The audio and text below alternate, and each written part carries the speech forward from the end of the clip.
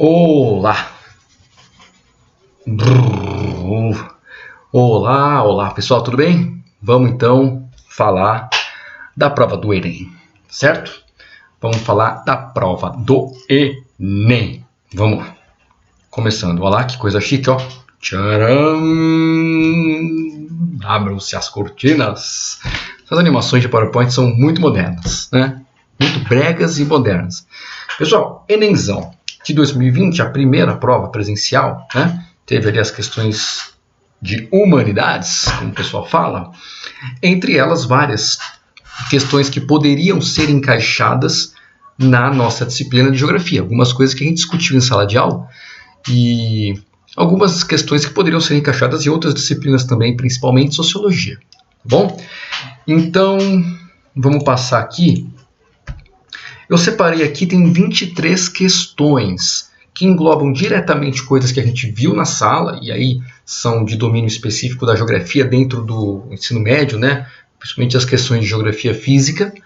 E aí, na parte de geografia humana, surpreendeu várias questões falando de espaço rural de diferentes maneiras, desde irrigação até falando dos seringueiros, enfim, várias questões que relacionaram-se com o espaço rural de alguma maneira, tá?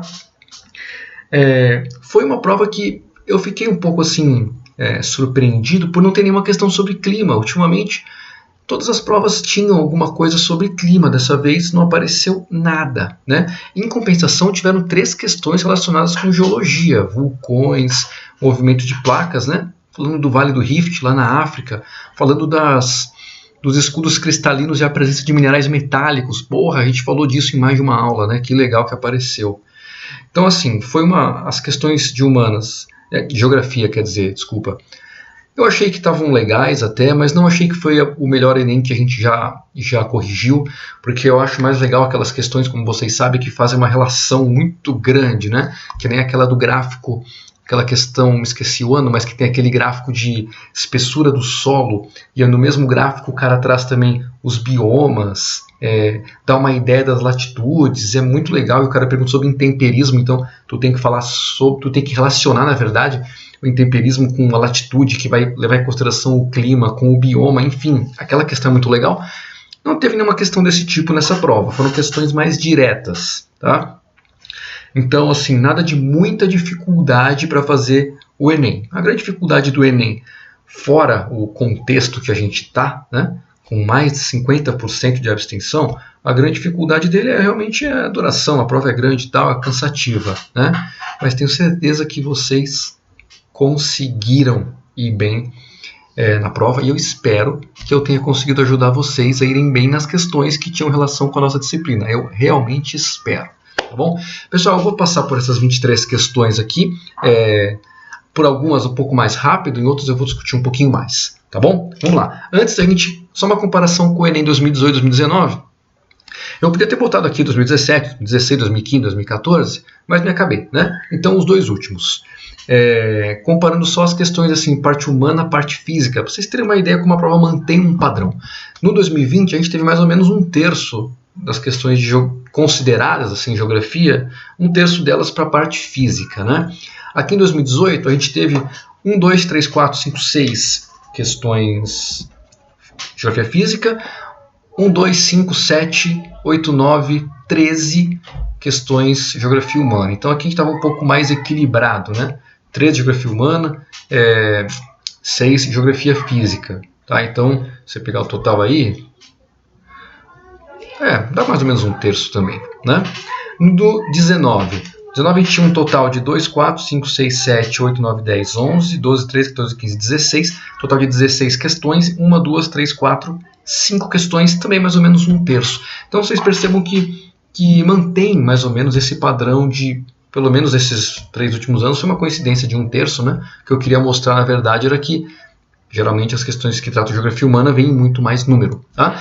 E, entre elas, população sempre foi um tema que apareceu, tratando de migração, por exemplo, tratando de características, né, estrutura populacional. Esse ano não teve, né? O que repetiu, que se tem todo ano, é espaço rural, como eu falei, mas com um destaque maior, né? Questões que falam de globalização, que vai envolver aí comunicação, transporte, né? Isso sempre aparece porque dá para fazer várias relações. Esse ano teve uma que falou sobre as redes, né? Questões que falam de indústria, trabalho, então isso aparece bastante. Muitas vezes essas questões elas são interdisciplinares, você pode responder aí tanto em história, quanto em geografia, quanto em sociologia, dependendo da discussão, entra até na filosofia também, né? Na humanidades no geral. Esse negócio de separar em gaveta é um saco, né? As ciências são relacionadas, tá? Então vamos lá, pessoal. Primeira questão que eu peguei aqui, tá? Essa questão estava, se não me engano, na prova rosa. Tudo bem, não lembro o número da questão, só recortei aqui para a letra ficar maior, também embaçada a imagem, né? Essa questão aqui ela estava bem antes das questões que começaram a aparecer em geografia física, então eu acredito que ela estava até meio que deslocada, mas eu considerei como se fosse geografia, já que ela fala de meio de comunicação eletrônicos. Vamos lá. Muitas vezes é difícil encontrar grupos para bater uma bola. Em função disso, estão sendo disponibilizados aplicativos que reúnem times e reservam espaços para os adeptos da paixão nacional. Num exemplo dessas iniciativas, é possível organizar uma partida de futebol, se inscrever para participar de um jogo, alugar campos, quadras e convidar jogadores. Que bom, tudo isso antes da pandemia chegar.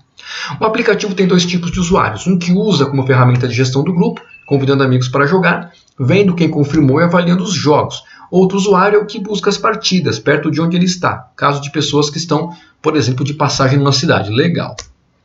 A inter-relação entre tecnologia e sociedade tem estimulado a criação de aplicativos. Nesse texto, isso é percebido pelo desenvolvimento de aplicativos para o quê? Essa questão eu escolhi, pessoal, teve alguns anos atrás, acho que uns 2 ou 3 anos atrás, tinha uma questão falando sobre comunicação, tecnologia, celulares, por exemplo, né?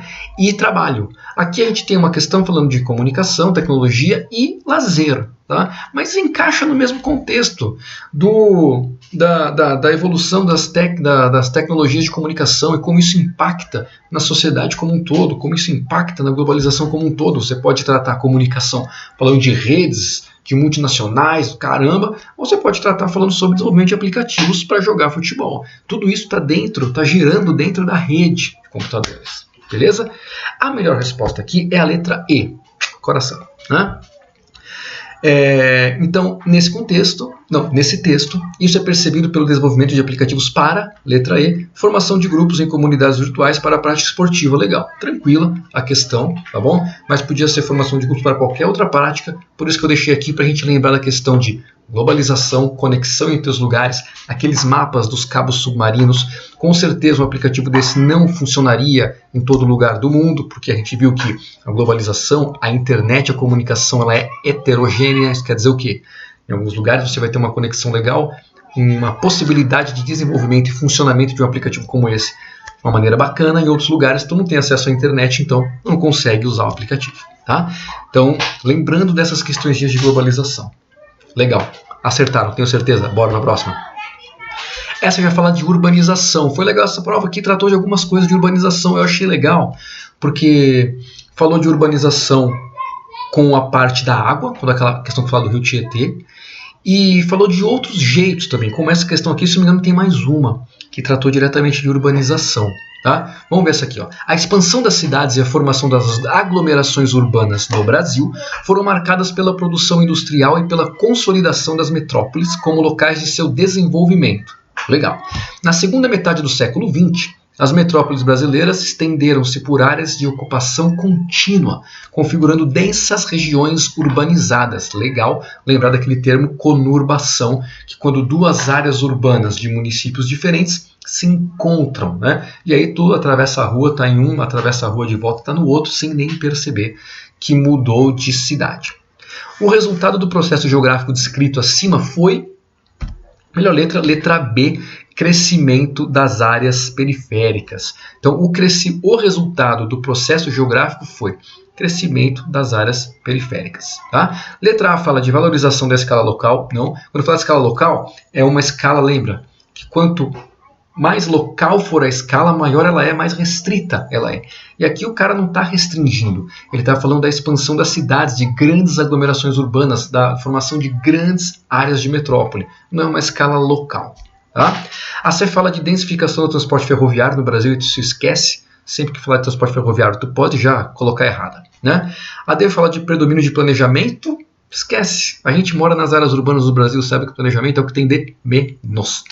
E aí fala de inibição de consórcios intermunicipais. Claro que não. Se ele está falando de metrópoles, lembra que metrópoles são várias cidades diferentes, vários municípios diferentes, em torno de um município central, que é a metrópole, né? E as áreas que fazem parte as cidades que fazem parte da área metropolitana, da região metropolitana. Então, todas elas têm conexões entre si, de algum tipo.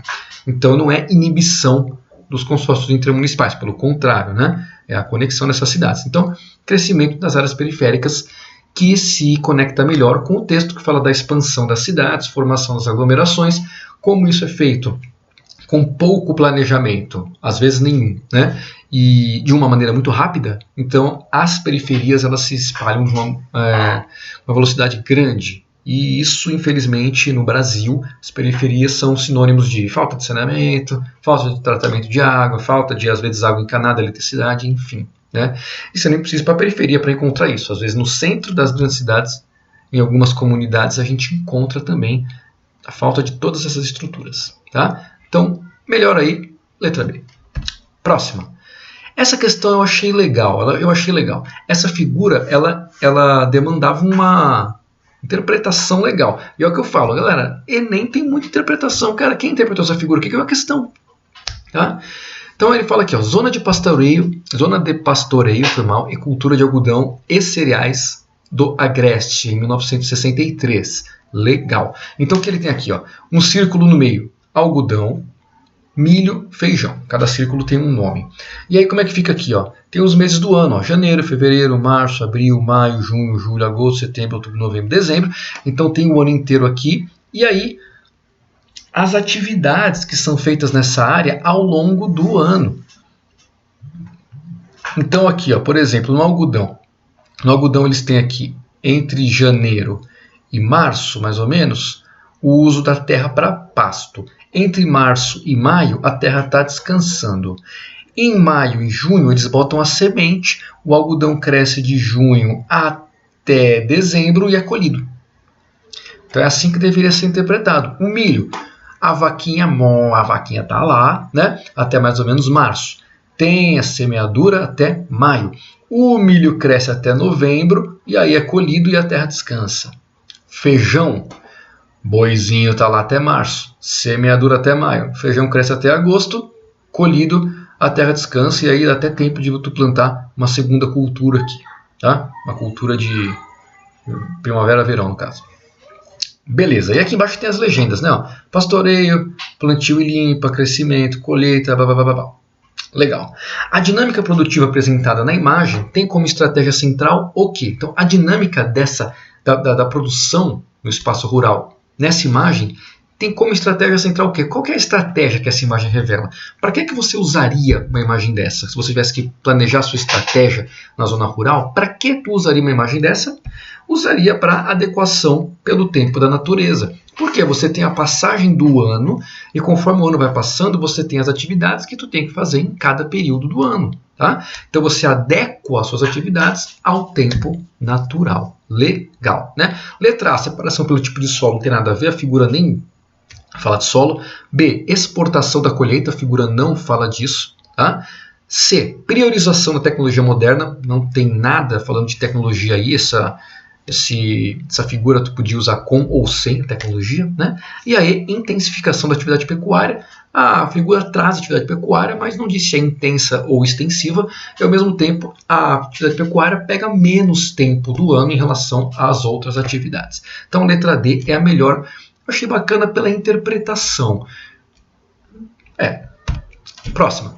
A demanda mundial para a produção de alimentos aumenta progressivamente a taxas muito altas. Então, a demanda mundial por alimentos aumenta rapidamente. Né? Uma parte porque a população aumenta, outra parte porque o consumo aumenta, principalmente nos países que têm mais poder aquisitivo. Atualmente, na maioria dos países, continentes e regiões, a água consumida na agricultura é cerca de 70% da disponibilidade total. A gente viu isso, a gente viu a aula sobre água, como a água doce potável, ou a água doce potável não, falei besteira, a água doce líquida superficial, ou seja, disponível em rios e lagos, como ela é uma porcentagem muito pequena em comparação com o resto da água mundial, e dessa água, também da água subterrânea, toda a água que a gente tira doce disponível aqui para uso, né, de toda a água que a sociedade usa para tudo, cerca de 70% em média vai para a agricultura. Então é uma baita de uma fatia. Tá? Para que haja a redução da pressão sobre o recurso natural mencionado, a expansão da agricultura demanda melhorias no quê? Então, para que haja uma redução da pressão sobre o recurso mencionado, que recurso é esse? A água. Né? Para que haja uma redução da pressão sobre a água, a expansão da agricultura precisa do quê? Se você vai aumentar a agricultura e a água está sob pressão, você precisa então de mais eficiência quando for irrigar, desperdiçar menos água quando for irrigar. E aí você consegue um controle maior desse recurso e diminui um pouco da pressão. Tá?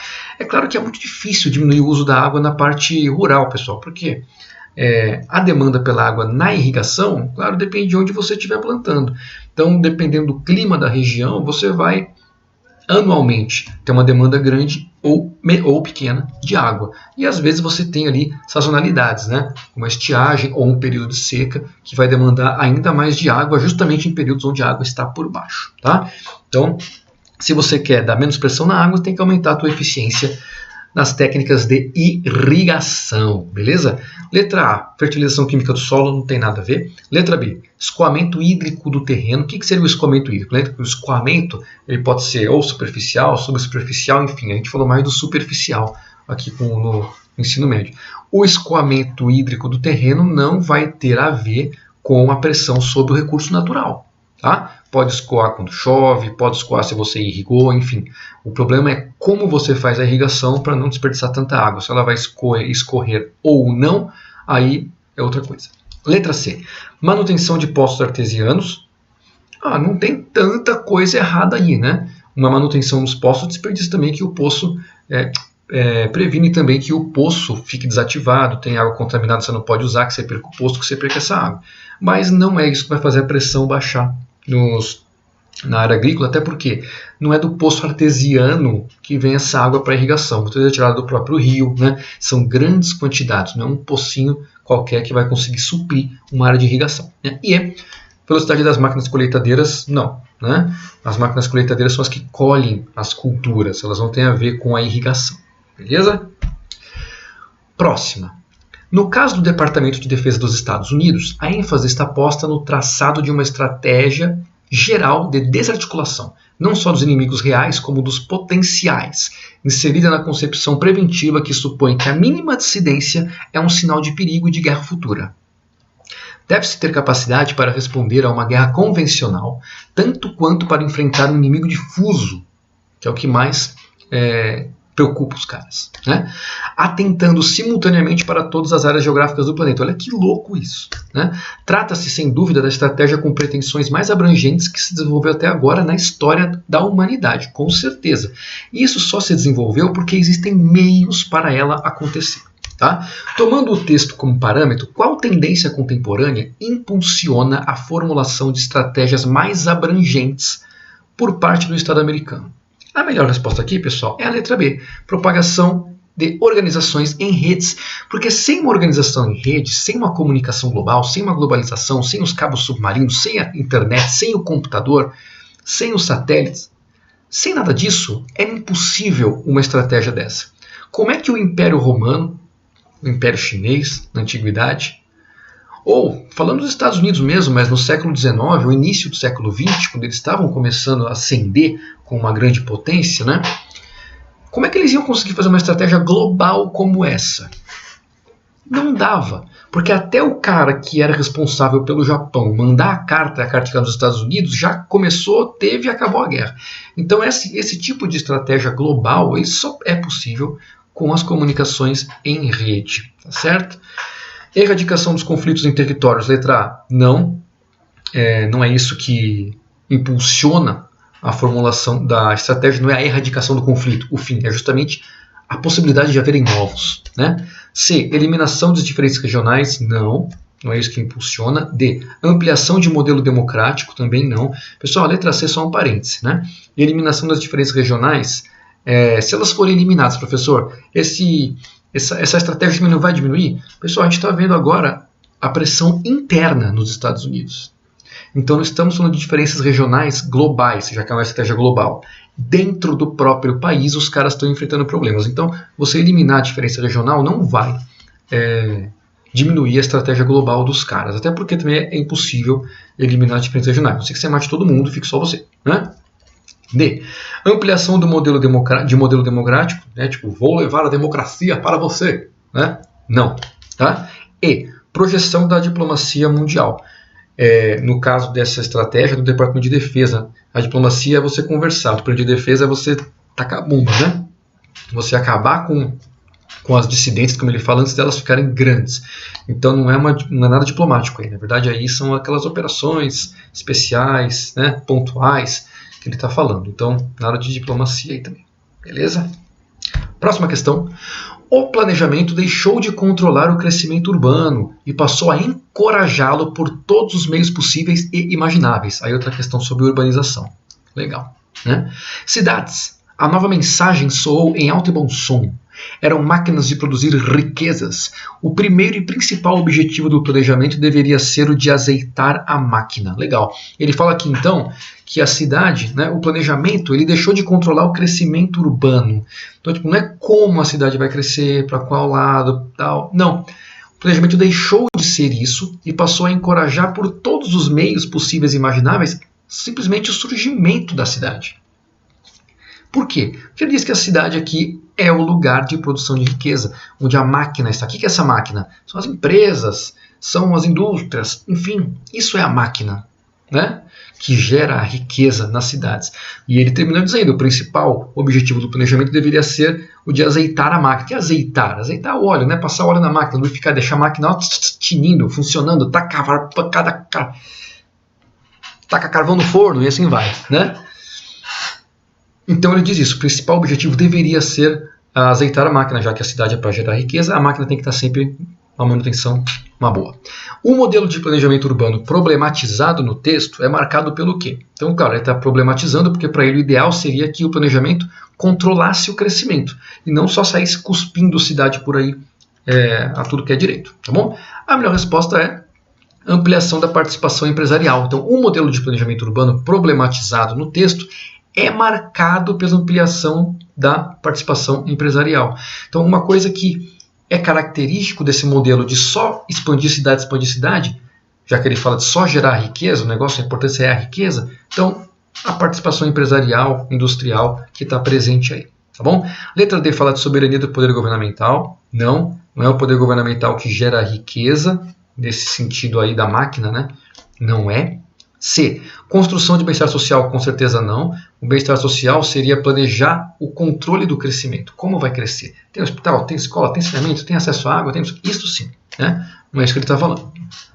B. Uso de práticas sustentáveis, também não está falando isso. A máquina pode ser de qualquer jeito, sustentável ou não, desde que ela funcione. Né? É isso que o texto está dizendo. Quer dizer nas entrelinhas. Né? E letra A. Primazia da gestão popular, claro que não. Né? Gestão popular não é a população que controla essas máquinas, pelo contrário, né? Existe uma concentração muito grande da riqueza, principalmente no nosso país, Brasil, um dos campeões disso, né? Então o acesso à máquina e o controle delas é para poucos, são para poucos, né? O acesso e o controle são para poucos. Próximo. Essa aqui, a gente falou, cara, fiz uma aula sobre isso aqui, a gente fez uma aula, né? Eu mostrei as rochas para vocês, cara, eu mostrei as rochas para vocês aqui no computador, entendeu? Vamos lá, o pessoal do primeiro ano, essa aqui levou, né? Quem fez a prova. Escudos antigos ou maciços cristalinos são blocos imensos de rochas antigas, os crátons, né? Esses escudos são constituídos por rochas cristalinas, magmático-plutônicas, então aquelas rochas intrusivas, né? Estavam lá embaixo. Elas são forçadas para cima pela força tectônica e o intemperismo e a erosão vai tirando a cobertura delas, elas vão ficando expostas, tipo a nossa Serra do Mar aqui no Paraná e em São Paulo, e depois as outras serras que se estendem por Santa Catarina, Rio de Janeiro, enfim, a gente acha bastante rocha antiga ali, tá? Onde eu parei, constituídos por rochas cristalinas, magmático-plutônicas, legal, formadas em eras pré-cambrianas, então, ou seja, mais de 500 milhões de anos atrás, né? Ou por rochas metamórficas, um pouco mais recentes, né? De material sedimentar do Paleozoico. Então, mas rocha sedimentar é rocha metamórfica. Então já foi uma rocha sedimentar, se metamorfizou, bem, foi transformado por altas pressões, altas temperaturas, enfim. tá bom? São resistentes, estáveis, porém bastante desgastadas. Às vezes, pessoal, elas podem até ser mais frágeis, porque elas já estão muito fragilizadas pelo tempo, né? Estão com muitas rachaduras e tal, mas, no geral, elas são mais resistentes, são mais estáveis, né? Então, esses escudos cristalinos, eles são mais estáveis, e, porém, bastante desgastados. Legal. Que é o exemplo do relevo do Brasil, né? Sem forças internas muito relevantes atuando no nosso território a ponto de elevar o nosso relevo, as maiores forças são as externas, as exógenas, que vão desgastar esse relevo e transportar com a erosão os sedimentos para outros lugares. Então a gente tem um relevo bem desgastado, planaltos mais baixos, altitudes médias baixas no Brasil, quando comparadas aos nossos países vizinhos, por exemplo. Beleza. Esses escudos correspondem a 36% da área territorial e dividem-se em duas grandes porções. O escudo das Guianas, norte da planície amazônica, quero conhecer um dia lá, ainda não fui, e o escudo brasileiro, porção centro-oriental brasileira. Legal, isso aí a gente conhece, né? Vamos embora. As estruturas geológicas indicadas no texto são importantes economicamente para o Brasil por concentrarem o quê? A melhor resposta, pessoal, jazidas de minerais metálicos. Lembra lá, a gente viu as principais áreas de mineração do Brasil, a questão da exportação dos minerais, da exploração. Cruzamos, a gente fez o cruzamento. Olha só, essa questão foi dada, parece que eu que fiz, mas não fui eu que fiz. Fez o cruzamento das áreas de mineração com as principais... com a delimitação simplificada, claro, né, das áreas dos maciços e das bacias sedimentares no Brasil.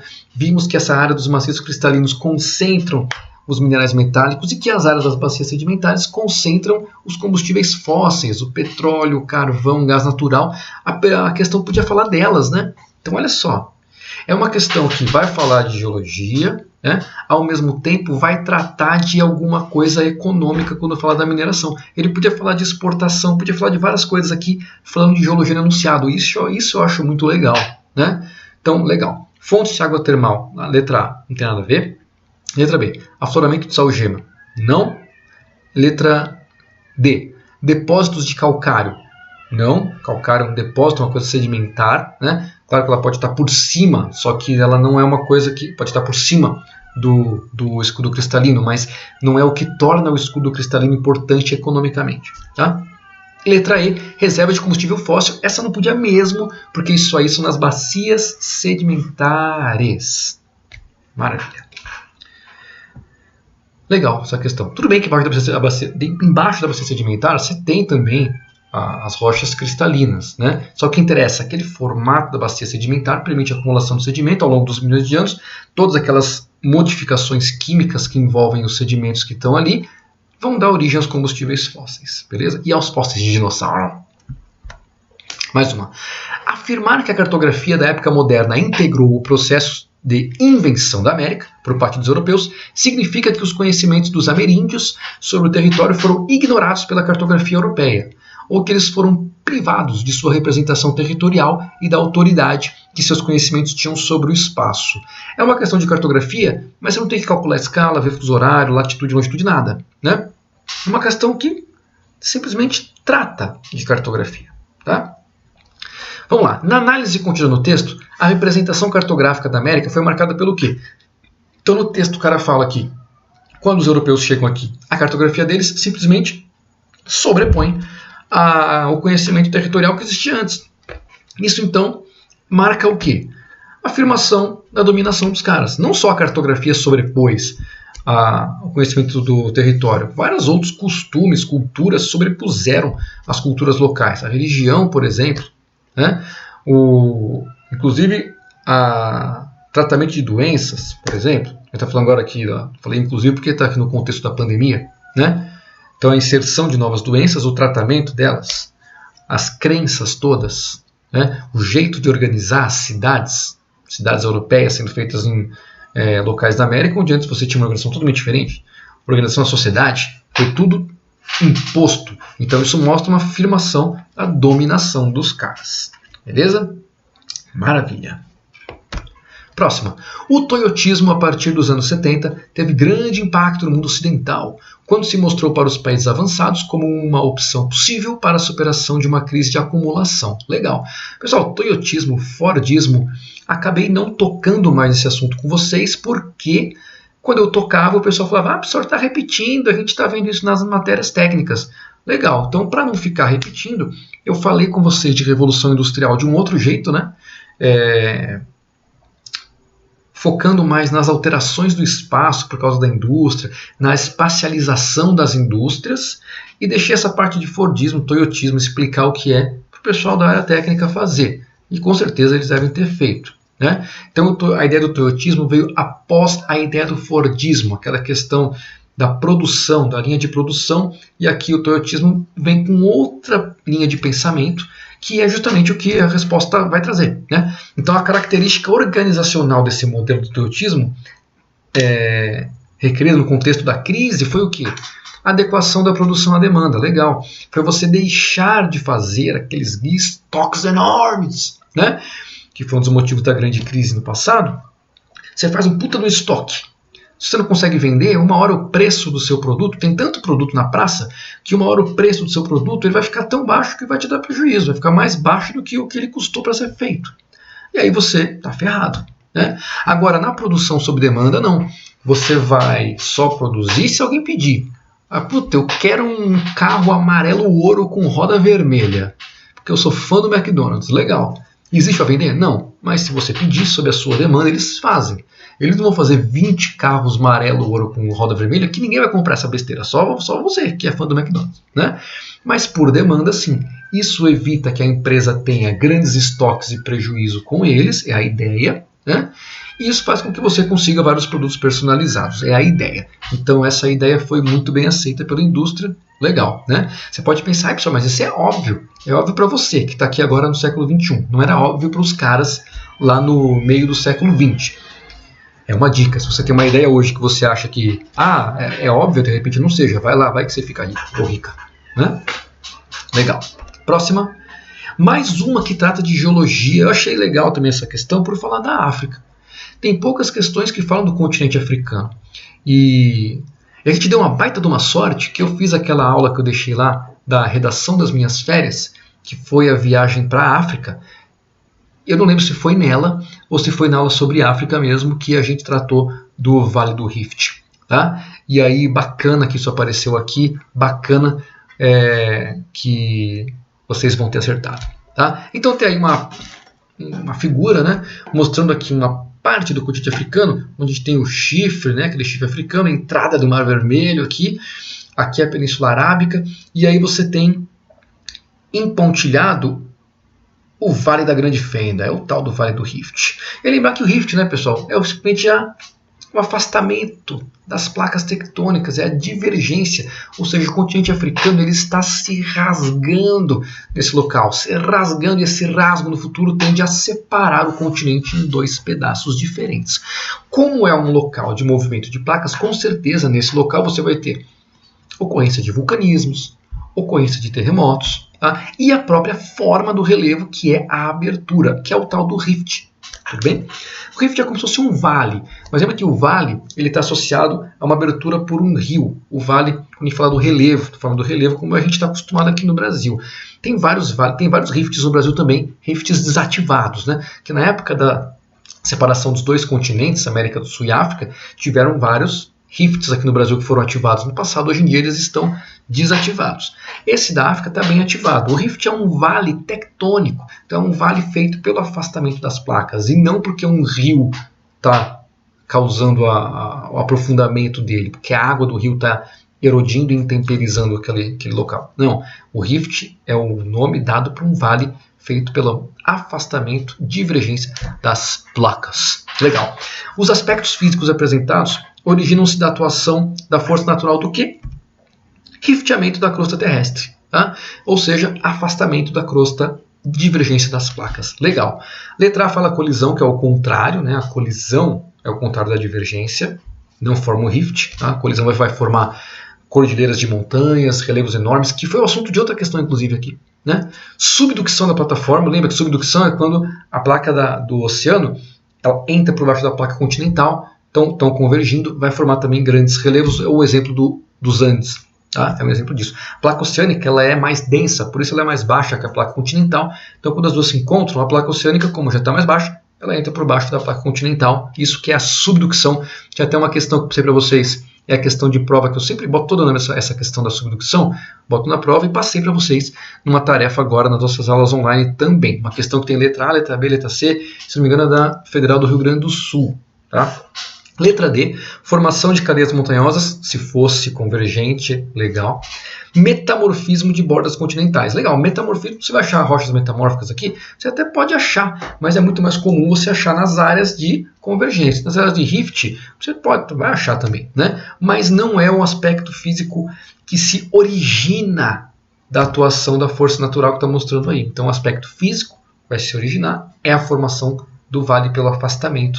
Como é um vale tectônico, é o Rift. É o famoso Vale do Rift da África. Bom? Legal. Próxima. Devo estar chegando perto do centro da Terra. Caceta, né? Deixa eu ver. Deve ter sido mais de 6.000 quilômetros por aí. Realmente, está chegando perto mesmo, né? Como se vê, a Alice tinha aprendido uma porção de coisas desse tipo na escola, na aula de geografia. Muito legal, né? Ele esqueceu de colocar isso aí. Embora essa não fosse uma oportunidade lá muito boa de demonstrar conhecimento, já que não havia ninguém por perto para escutá-lo, em todo caso era bom praticar um pouco. Então, se você estiver falando sozinho em casa, não se sinta uma louca, uma doida. Tá? Às vezes é legal praticar, você se auto-escuta. Né? Parece doido? Parece, mas é bom. Né? Sim, deve ser mais ou menos essa distância, ali está certa. Né? Mas então, qual seria a latitude ou longitude que estou? Alice não tinha a menor ideia do que fosse latitude e longitude, mas achou que eram palavras muito imponentes. Legal, né? Eu devo estar na latitude 2, aquela coisa assim, né? Não sabe o que é, mas é legal falar. Então, é o caso da Alice. O texto descreve uma confusão da personagem em relação a quê? Então, ela está confusa em relação a onde ela está, a localização dela. Né? Então, a melhor letra é D, aos referenciais de posição relativa. Tá? Letra A fala o tipo de projeção, não, ela não está confusa com isso. É Mercator, é Peters, não. Né? Letra B, aos contornos dos fusos horários, não, ela não está falando de fuso horário. Tá? Quem fala disso é quem está com dificuldade no fuso horário, é o Ministério da Saúde, que não consegue conversar com a Índia, porque é outro fuso horário. Né? Ele vai ter que falar com a Groenlândia, que é o mesmo funcionário nosso, no mesmo fuso horário nosso, ver se lá tem vacina. Né? Letra C, a localização do norte magnético, não, ela não fala em nenhum momento dos pontos cardeais, de bússola, de nada disso. Letra E, distorções das formas continentais. Estaria atrelado aí às projeções, ela não fala disso. Então, uma posição relativa. Por que relativa? Porque é sempre relacionada a alguma coisa. As coordenadas são isso, né? Elas têm os pontos centrais, então as latitudes em relação ao Equador, norte-sul, as longitudes em relação ao meridiano central de Greenwich, leste-oeste. Tá? Se para vocês está parecendo o contrário, é porque para mim o leste é para cá, para vocês o leste é para o outro lado. Bom, então aos referenciais de posição relativa. Legal, é isso que a Alice está confusa. Mas vocês eu sei que não ficariam confusos. Próxima. Texto 1 é uma figura. Né? O nosso queridíssimo Rio Tietê aqui em São Paulo. Depois que eu mudei aqui para Jundiaí, comecei a frequentar mais aqui os ares paulistas. Né? Passei várias vezes por esse rio. Tá? E texto 2. O Rio Tietê está morto. Né? Verdade, você não precisa nem chegar muito perto para saber. De longe você já sente o cheiro dele morto, né? Carniça. Ao menos uma parte dele. 137 quilômetros para ser mais preciso.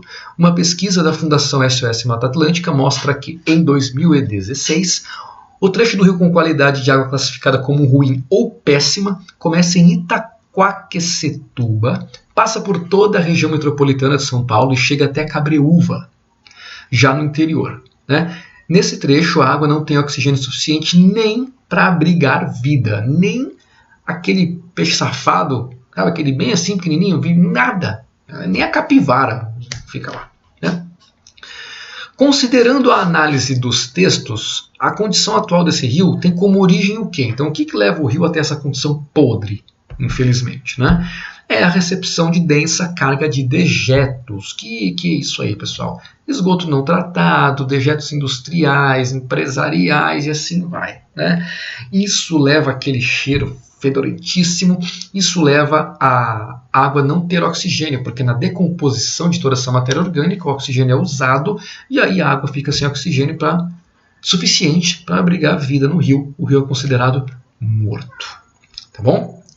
Letra A fala de valorização do sítio urbano. Valorizaria muito mais se o rio não fosse morto, como era no passado, que as pessoas nadavam no rio. Hoje em dia, se você pular lá, você entra de um lado, do outro lado sai só sua caveira, né? Letra B. Extinção da vegetação nativa. Com certeza ajudou, né? Mas não é o principal. Letra D. Captação desordenada do regime pluvial. Regime pluvial é o regime da chuva. Tá? Não. Você captar a chuva de modo certo ou errado não vai deixar o rio poluído do jeito que ele está. Tá? Letra E. Expansão do uso de defensivos químicos. Também não. Né? Primeiro que defensivos químicos na região de São Paulo não é a principal coisa aí, tá? Porque aí vão ser áreas totalmente urbanizadas, onde os principais problemas são os esgotos domésticos mesmo, os irregulares, os dejetos industriais, empresariais, do comércio, enfim. Tudo bem? Então melhor aí letra C. Imagina se o rio fosse nadável, que coisa, que ia ser legal. Pô, isso é muito legal. Próxima, texto 1. O aumento de casos suspeitos de febre amarela em Minas pode estar relacionado à tragédia de Mariana. Em 2015, segundo a bióloga da Fiocruz, Márcia Chame, a hipótese tem como ponto de partida a localização das cidades mineiras que identificaram até o momento casos de pacientes com sintomas da doença. Grande parte está na região próxima do Rio Doce, afetado pelo rompimento da barragem de Fundão em novembro de 2015. Beleza. Texto 2. Por outro lado, Sérgio Ribeiro considera remota a possibilidade de influência da tragédia de Mariana neste surto de febre amarela em Minas Gerais. A febre amarela é uma doença do interior da floresta. O mosquito que transmite põe ovos em cavidades de árvores e em bromélias. É um mosquito de estrutura da floresta, né? Ele não se relaciona muito com grandes corpos d'água e com rios. As cidades afetadas pela doença estão em uma região onde os rejeitos não chegaram com força a derrubar a floresta. Então eles têm, é outro biólogo dizendo, então são dois biólogos com visões opostas sobre os casos de febre amarela em 2015, que foi aqui em São Paulo pegou bastante. Então eu mudei aqui para Jundiaí em 2016, 2017, né? 2016, 2017, estava pegando bastante esses casos de febre amarela aqui na cidade. Tá? Aqui na região como um todo. Né? Inclusive teve uma questão do Enem ano passado ou retrasado que tratou justamente da expansão da febre amarela de Minas para São Paulo. Tal. Uma questão legal, trazia uma análise de mapa, com legenda com as setas, bem legal a questão. Tá? Sobre a tragédia de Mariana, os textos apresentam divergência quanto a quê? Então, o que eles estão divergindo? Letra A, poluição dos rios? Não. Né? Os dois com certeza iam concordar que o rio estava poluído. Inclusive, o da letra B fala que não é... não, desculpa. O da letra A, né, que fala sobre o Rio Doce, que foi afetado pelo rompimento, que as cidades passam ali próximo, o rio passa próximo da cidade, né? A cidade passa próximo do rio, o rio passa próximo da cidade. Letra B, identificação da área afetada? Não, os dois identificam a mesma área afetada, eles divergem na explicação do porquê essas áreas estão afetadas. Letra C, destruição da vegetação nativa. Letra D, aparecimento de enfermidade endêmica. E letra E, surgimento de comunidades desabrigadas. Então, os dois divergem, na verdade, em como a febre amarela apareceu. Por isso, o aparecimento da enfermidade, que é a doença, febre amarela endêmica, quer dizer, da região, como ela apareceu. Um acha que é por causa de uma coisa, o outro não acha. Tá? Então, letra D é a melhor, tudo bem? Destruição da vegetação, os dois não falam diretamente disso, eles falam da doença, se a vegetação foi destruída ou não, está implícito aí, né? Porque um diz que foi destruído, por isso o mosquito ter ido para a cidade, que foi a primeira, mas está implícito. O segundo diz que foi destruído, mas não tanto, a ponto de afirmar que o mosquito foi para a cidade. Então ele sugere que outras coisas podem ter influenciado. Letra E, surgimento de comunidades desabrigadas, não. O mosquito está relacionado, eles estão relacionando com áreas afetadas e não com o surgimento de comunidades desabrigadas. Legal. Próximo. Os seringueiros amazônicos eram invisíveis no cenário nacional nos anos 70, 1970. Começaram a se articular como um movimento agrário no início dos anos 80 e na década seguinte conseguiram reconhecimento nacional, obtendo a implantação das primeiras reservas extrativistas após o assassinato do Chico Mendes. Assim, em 20 anos, os camponeses da floresta passaram da invisibilidade à posição de paradigma de desenvolvimento sustentável com participação popular. Legal. De acordo com o texto, a visibilidade dos seringueiros amazônicos foi estabelecida pela relação entre o quê? Então, o texto fala que eles eram invisíveis no primeiro momento, depois eles começam a se tornar visíveis, com reconhecimento nacional, obtendo a implantação de primeiras reservas. Então, essa visibilidade que eles obtiveram teve aí a obtenção das primeiras reservas, né? E fez com que eles passassem uma posição de pessoas com desenvolvimento sustentável e participação popular. Legal. Se é um desenvolvimento sustentável, quer dizer que eles têm aí a associação da natureza com a atividade econômica deles, né? Lembra que o negócio da sustentabilidade não é você não usar a natureza, é você usar de modo sustentável. O que é isso? Você tem um planejamento, uma rotatividade, de modo que as gerações que vão vir, lá o teu filho pentelha, o teu neto, que não vai ser tão pentelho, que vai pentelhar o teu filho, né? Essas gerações futuras, elas consigam usar dos mesmos recursos que tu usa hoje, né? Então, sustentabilidade é tu usar os recursos com planejamento para evitar que eles sejam extintos, exauridos, tá certo? Então, a melhor resposta aqui é a letra C. Esse raio é na C, esse raio, tá? Reivindicação de terra e preservação da mata nativa. Reivindicação da terra justamente na criação das reservas extrativistas. Junto com a criação de uma reserva extrativista, você acaba preservando a mata nativa também, afinal, é uma área de reserva, tá? Para extrativismo, não para desmatamento, nem nada disso. Tudo bem? Maravilha. Próxima. As cidades de Puebla, no México, e Legazpi, nas Filipinas, não têm quase nada em comum. Estão muito longe uma da outra e são habitadas por povos muito diferentes. O que as une é um trágico detalhe de sua geografia. Geografia não tem nada de trágico, né? É uma particularidade, uma peculiaridade geográfica. Tá? Elas foram erguidas na vizinhança de alguns dos vulcões mais perigosos do mundo. O mexicano Popocatépetl, deve ser por aí, e o filipino Mayon. Seus habitantes precisam estar prontos para correr a qualquer hora. Eles fazem parte dos 550 milhões de indivíduos que moram em zonas de risco vulcânico no mundo todo. Ao contrário do que seria sensato, eles continuam ali, indiferentes ao perigo que os espreita. Legal. A característica física que justifica a fixação do homem nos locais apresentados no texto é a ocorrência de solos férteis. A gente falou de solo, pessoal, solos derivados de rochas vulcânicas. O exemplo da terra roxa aqui no Brasil e na América do Sul, que não é roxa, é vermelha, né? E porque solos vulcânicos derivados de rochas vulcânicas, principalmente as rochas extrusivas, eles são naturalmente férteis, tá certo? Então você ficar próximo de terrenos vulcânicos tem essa vantagem. Tem a desvantagem que pode dar ruim, né? Mas tem a vantagem da fertilidade dos solos. Legal, falamos disso. Isso na verdade é bem falado, vocês acham em vários lugares, tudo bem? Em costas íngremes, tem em qualquer lugar, tu não precisa ir para o vulcão.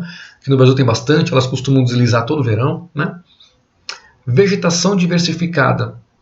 Tem no vulcão, tem longe do vulcão, tanto faz. Não é o vulcão que faz a vegetação ser diversificada ou não. Drenagem eficiente. Pessoal, drenagem eficiente, você pode pensar que tem tanto em solos de origem vulcânica quanto em solos de não origem vulcânica, né? Isso quer dizer que o solo não vai acumular água, a água vai cair nesse solo, ela vai infiltrar, ela vai ficar, o solo vai reter uma parte, ela vai infiltrar outra parte. Então o solo é eficiente na drenagem da água. Tanto faz se o solo é vulcânico ou não. Isso vai depender da estrutura desse solo, tá bom? Não. Clima ameno, tanto faz. Tem vulcão com neve, tem vulcão sem neve, tem vulcão em área de deserto, tem vulcão em área de floresta. Então, o clima não vai justificar as pessoas estarem lá. O que justifica é a fertilidade dos solos de origem vulcânica. Maravilha.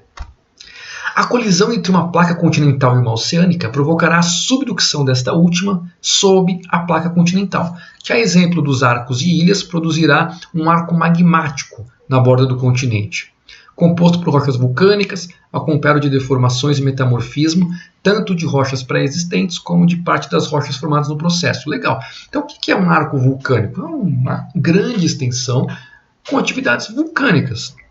Como tu está com duas placas colidindo, a oceânica ela é mais densa, então ela é mais baixa, ela vai por baixo da placa continental, por isso subducção, entrar por baixo, As placas convergentes, uma por baixo da outra, ou as duas convergindo sem ter subducção, vai originar uma cadeia de montanhas ali, tá? Vai ter uma orogenia, beleza? E aí com certeza vão ter terremotos, vão ter atividades vulcânicas. Então esse arco vulcânico que ele fala é isso.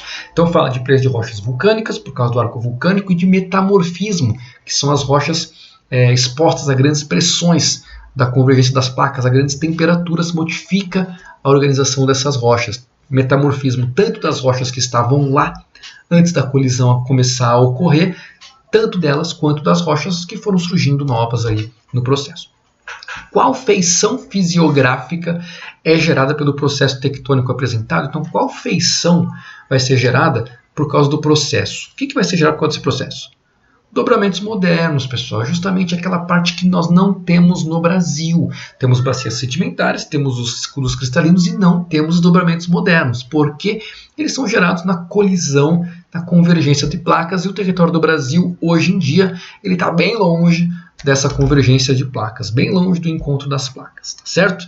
Não vai gerar planície, não vai gerar planalto, não vai gerar depressão, isso é gerado por erosão, né? Não vai gerar bacias sedimentares, vai gerar dobramentos modernos. É claro, pessoal, que nos dobramentos, em toda aquela cadeia de montanhas, você vai achar uma depressão, você vai achar, se tiver um riozinho, vai ter uma planície associada a ele, tá? Enfim. Só que essas planícies, desses pequenos riozinhos, essas depressões que estão no meio das cadeias de montanhas, elas não foram originadas pelo processo tectônico, foram geradas por outra coisa, tá? A planície pela acumulação de sedimento, a depressão pela erosão, pelo intemperismo e erosão.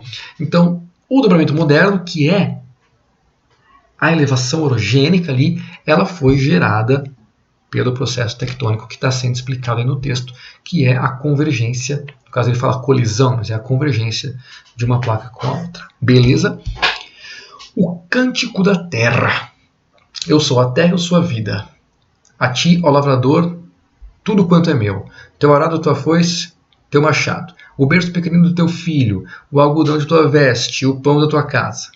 E um dia bem distante a mim tu voltarás, e no canteiro materno do meu seio, tranquilo dormirás. Plantemos a roça, lavremos a gleba. Legal.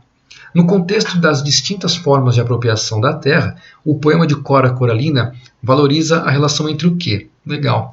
Se eu tivesse uma filha, se ela fosse menina, ela se chamaria Cora, né? Quando foi menino, se chamou Martim. Beleza. Letra A. Então o poema valoriza grileiros e controle territorial. Não fala em nenhum momento disso, né? Meeiros e divisão do trabalho. Não fala nem dos meeiros, nem da divisão do trabalho. É um poema como se fosse a terra falando com o cara que trabalha nela, né? C. Camponeses e uso da natureza, sim. D. Indígenas e manejo agroecológico. Não fala de manejo.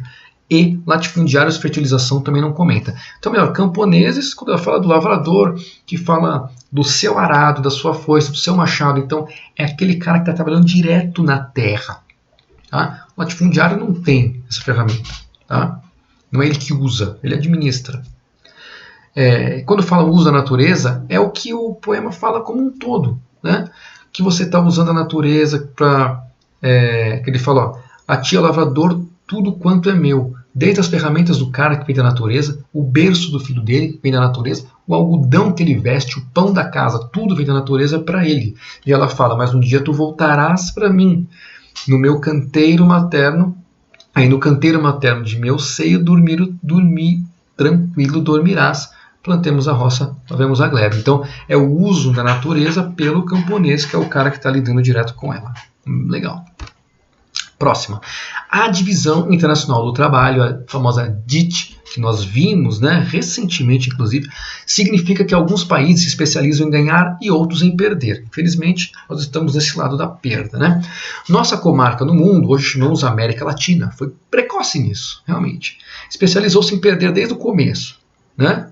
Desde os remotos tempos em que os europeus do Renascimento se aventuraram pelos mares e lhe cravaram os dentes na garganta, passaram-se os séculos e a América Latina aprimorou suas funções de perder. Né? Ela aprimorou as funções. Quais funções? De perder. Tá?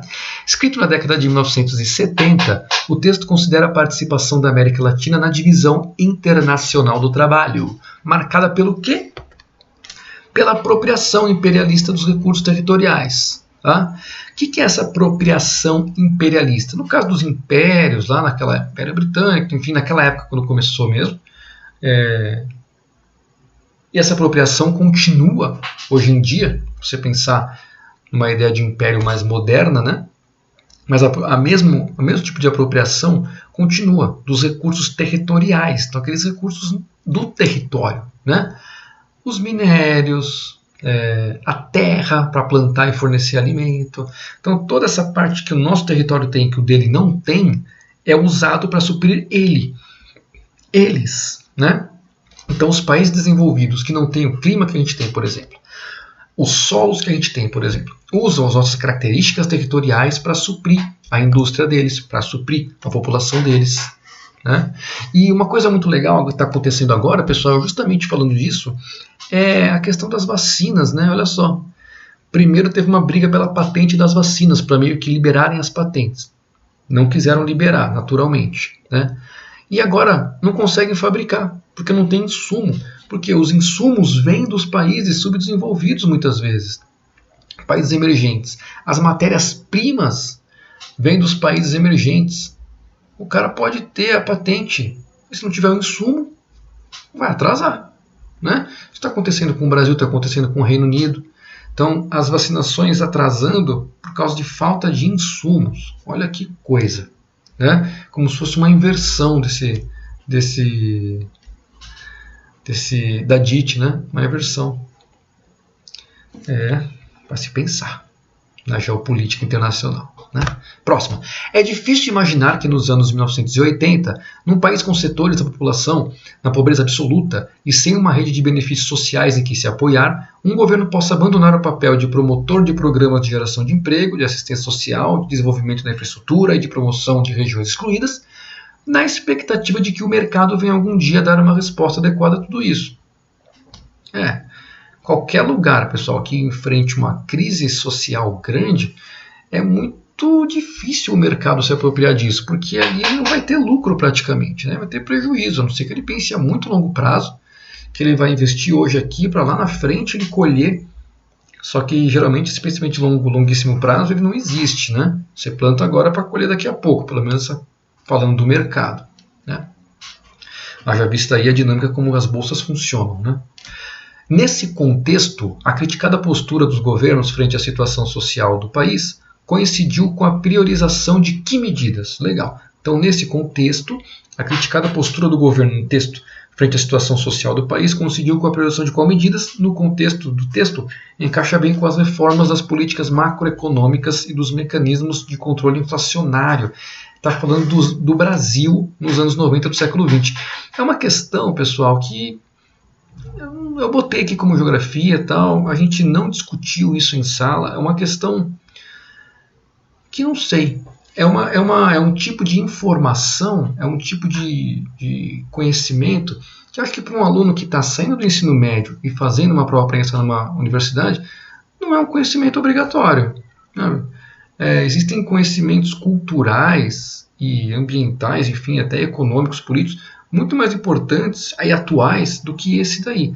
Claro que quem for estudar alguma coisa relacionada à economia e tal, vai acabar passando por isso. Mas a gente que está no ensino médio, dificilmente o cara ia conseguir ler essa questão aqui e falar, o Brasil dos anos 90, plano real, enfim, toda aquela questão do fim da inflação, abertura do Brasil, desde o Collor para cá. Isso é uma questão que achei bem difícil. Tá? Letra E, então, encaixa melhor. Então, no Brasil a gente teve essas coisas que eu falei, né? Plano real, briga contra a inflação, abertura da economia para fora, né? Quando o Collor entrou no poder ali no começo da década de 90, fim dos anos 80, e aí isso foi em detrimento do tratado social da população e de algumas regiões mais carentes do Brasil, como região norte, principalmente, e nordeste. Né? Depois isso começou a voltar, enfim, é um ciclo, pessoal, é um ciclo. E nessa parte do ciclo dos anos 90 era desse jeito, essa é a crítica atual. Apesar de que na época, na macroeconomia, para o Brasil isso funcionou bem, né? Mas é impossível você fazer tudo de uma vez só. Mas é bom dar importância para todos os dados, não pode esquecer. de um lado totalmente, né? Beleza. Próxima. Embora inegáveis os benefícios que ambas as economias têm auferido no intercâmbio comercial, o Brasil tem reiterado seu objetivo de desenvolver com a China uma relação comercial menos assimétrica. O que é uma relação comercial assimétrica? Assimetria é quando está igual. Quando é uma relação assimétrica, ela está muito maior para um dos dois lados. Tá? Os números revelam com clareza essa assimetria. As exportações brasileiras de produtos básicos, especialmente soja, minério de ferro e petróleo, compõem, dependendo do ano, algo em torno de 75% a 80% de toda a nossa pauta de exportação para a China. Ao passo que as importações brasileiras consistem aproximadamente em 95% de produtos industrializados, que vão desde os mais variados bens, desde aquela máscara patriota que está rolando na internet aí da máscara patriota da Havan, que é made in China, né? Desde ela, que é made in China, até máquinas com valor agregado muito grande, né?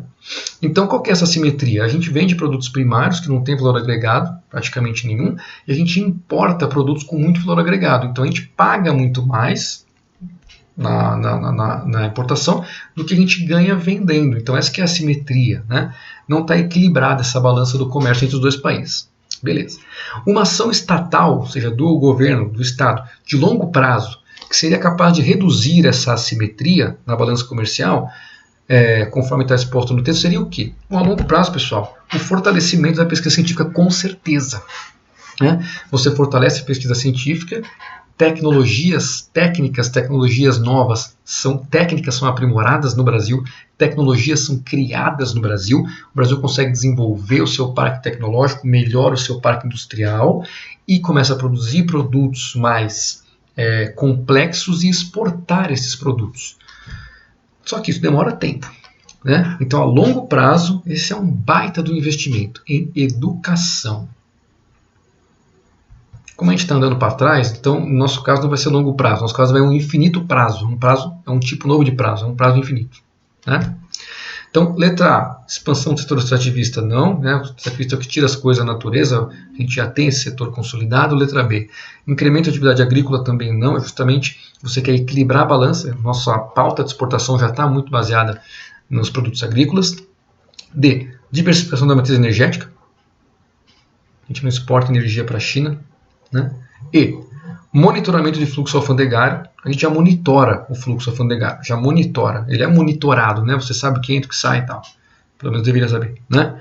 Agora isso vai fazer a balança ficar mais simétrica, mais equilibrada. Agora, se você tiver uma pesquisa científica boa, isso com certeza vai acontecer. É o que os chineses fizeram, o que outros países fizeram, tipo Coreia do Sul, Japão, enfim. Mais uma. As estatísticas mais recentes do Brasil rural revelam um paradoxo que interessa a toda a sociedade. O emprego de natureza agrícola definha em praticamente todo o país, mas a população residente no campo voltou a crescer, ou pelo menos parou de cair. O contrário do êxodo rural, que era a população no campo fugindo para a cidade. Esses sinais trocados sugerem que a dinâmica agrícola, embora fundamental, já não determina sozinha os rumos da demografia no campo. Esse novo cenário é explicado em parte pelo incremento do emprego não agrícola no campo. Ao mesmo tempo, aumentou a massa de desempregados, inativos e aposentados que mantêm uma residência rural. Até porque no espaço rural você não paga IPTU, né? Então, se o cara está desempregado, está inativo, é mais fácil ele morar no espaço rural. Tem menos acesso a serviços, mas gasta menos com o imposto. Né? Sobre o espaço brasileiro, o texto apresenta argumentos que refletem a melhor letra é a letra A, heterogeneidade do modo de vida agrário. Então é isso que o texto está trazendo, dizendo que a demografia no campo ela não pode ser explicada sozinha, só pela dinâmica agrícola.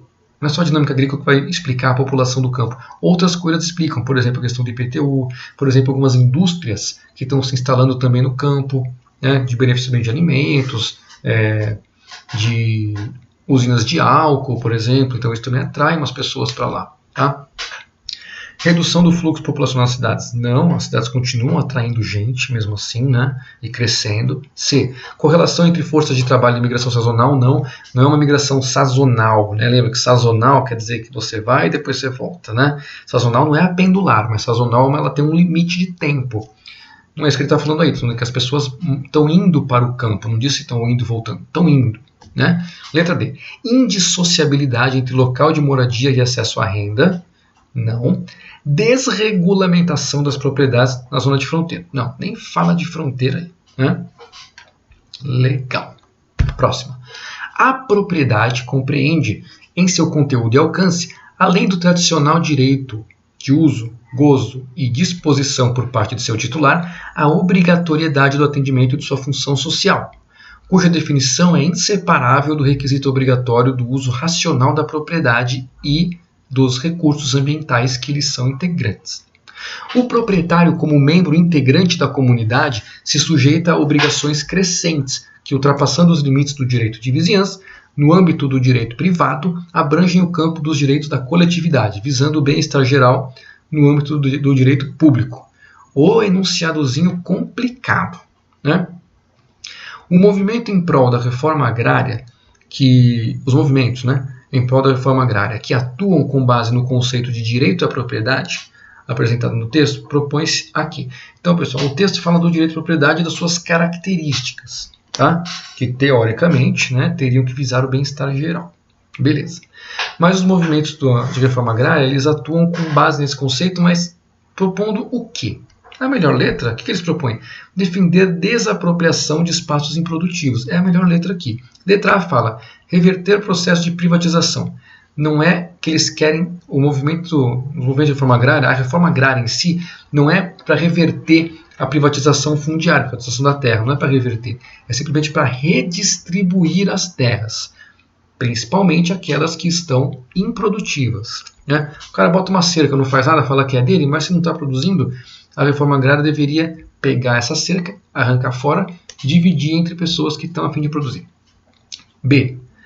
Ressaltar a inviabilidade da produção latifundiária. Não é isso. Tem latifúndios que são muito produtivos, mas tem muitos latifúndios que são muito improdutivos. Esses que são alvo da reforma agrária. Então, deveriam ser. Né? D.